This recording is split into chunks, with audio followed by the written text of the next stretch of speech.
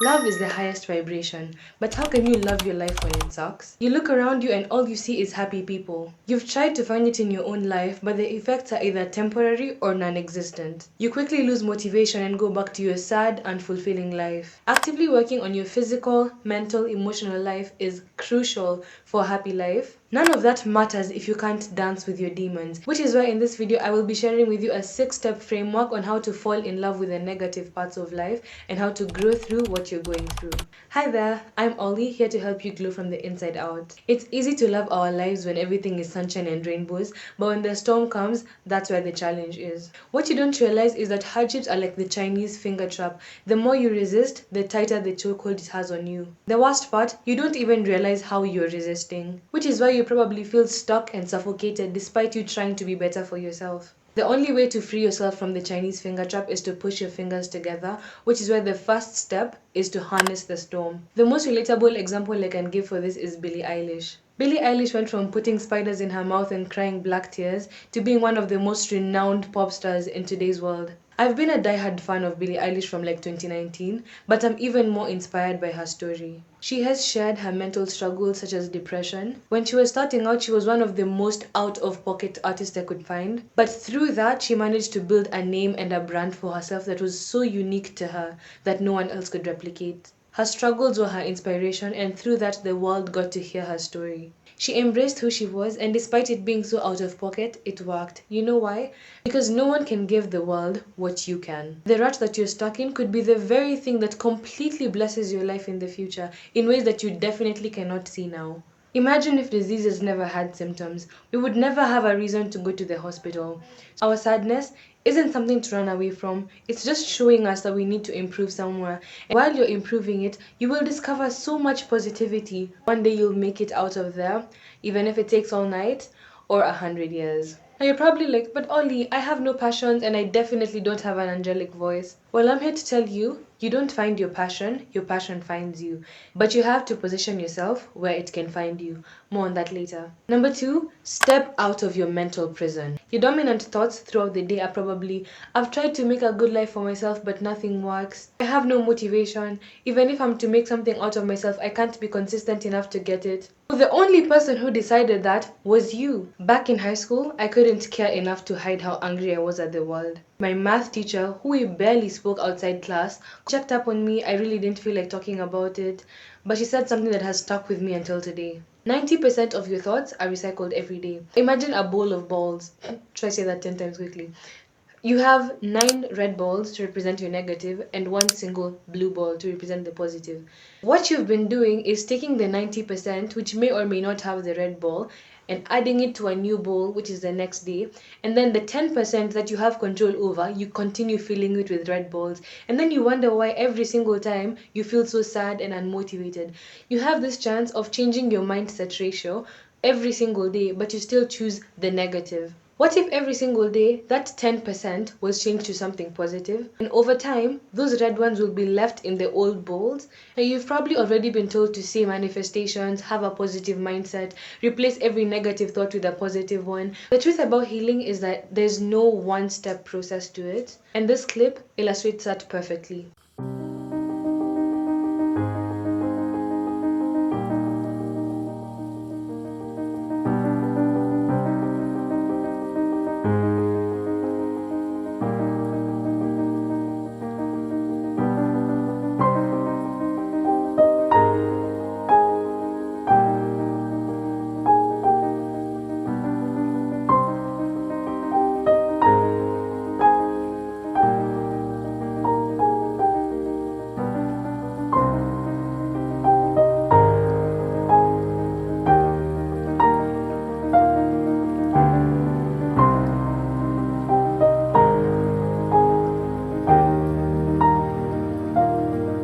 Now, the first time I saw this video, I was completely moved because it explained exactly what I've been trying to tell people for my entire life.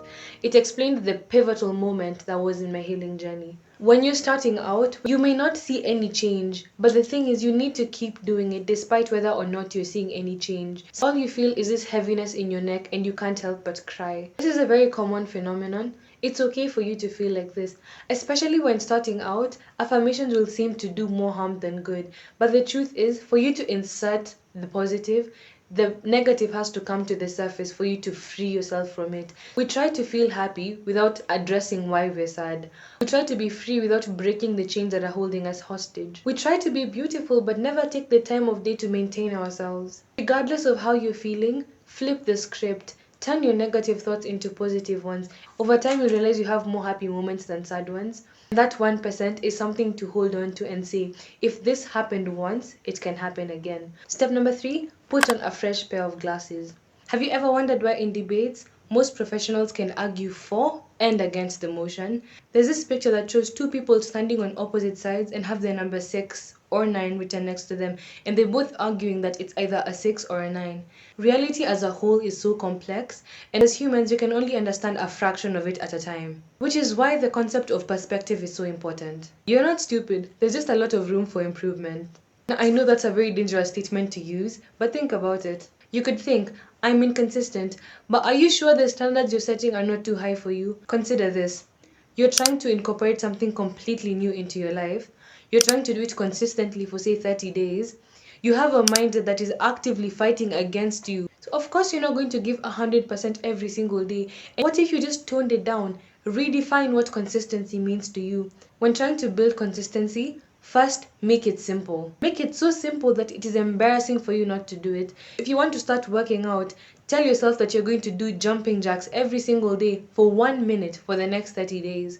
If 30 days is too much, do it for 3 days. Give yourself a pat on the back because you deserve it. Girl, you've been so hard on yourself for the longest of times. I would tell you to look for achievements whenever you can find them. From there, slowly build up resilience. Slowly build up the consistency that you desire because you are not a robot. Trying to be one is setting yourself up for failure. Are you really sad because you have no friends? Or are you comparing yourself to the extroverts who need a large friend group to be happy? For me, the most important thing has been finding that one person who I can constantly rely on. And I have that person. What is truly important to you? What are you supposed to be working on? Don't think about anyone else because everyone's life is so different. And that person that you're looking at thinking that they're so perfect, they have struggles that you probably don't have. Bottom line, be kind to yourself. It's hard to be happy when someone is mean to you all the time. Step number 4, let life surprise you. Wow, I love this one. You dictate so much of your life and then wonder why you're not satisfied. You already know what you're doing isn't enough, but you keep doing it anyway. Imagine a 6-month-old who's been drinking milk their entire life. They refuse to start eating after the 6 months. Not only would they miss out on the pleasure of a fruit salad, they would also suffer from nutrient deficiency and probably not even survive. Your attitude towards people protects you from disappointment, but it also deprives you of a chance for deep connection. But opening up to life hurts. All the things you've been through have helped you build unimaginable resilience. Initially, a single metaphorical arrow could have taken you out. But now, you could have 5 of them laced in emotional antifreeze and you would still recover. So be open to the universe. It's trying to bring you so much, but it can't do that if your fists are closed. Be open to experience, and from every experience, learn. Which segues perfectly into our 5th point, which is to weaponize your weakness. When you're hurt, the instinct is to either build up a defense or flee. You become avoidant and build resentment while you're at it. But is the universe really trying to hurt you?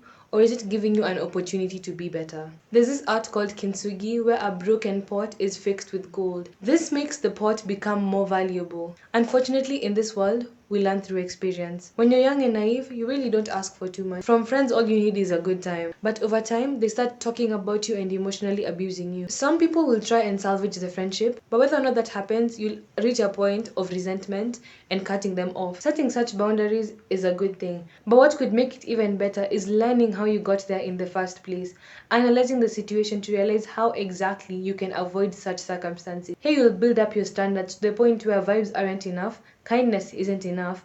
You know your values, you know what you want in life, you know where you're going in life, and so you need your partner to be going there with you. Now, on top of all the vibes and the kindness, you also get authenticity, trust, and intimacy, the whole package. Lessons could range from how to heal that wound to how to prevent it from ever happening, to learning how to use it to your benefit. And at the end of the day, remember that there's no one quite like you. You are valuable beyond imagination, and if you just asked a stranger to describe you, you would realize all the beauty that you hold. Can you imagine that everyone sees how beautiful and valuable you are except yourself. Embrace the pain, step out of your mental prison, change your perspective, let life surprise you, and weaponize your weakness. By doing these 5 things, even the worst of moments in life will be a blessing. If you can love the hard times, imagine how pleasant life will be. If you'd like to carry that love forward and be unapologetically yourself, then I highly recommend you watch this video. Thank you so much for being here. I love you and see you in the next one.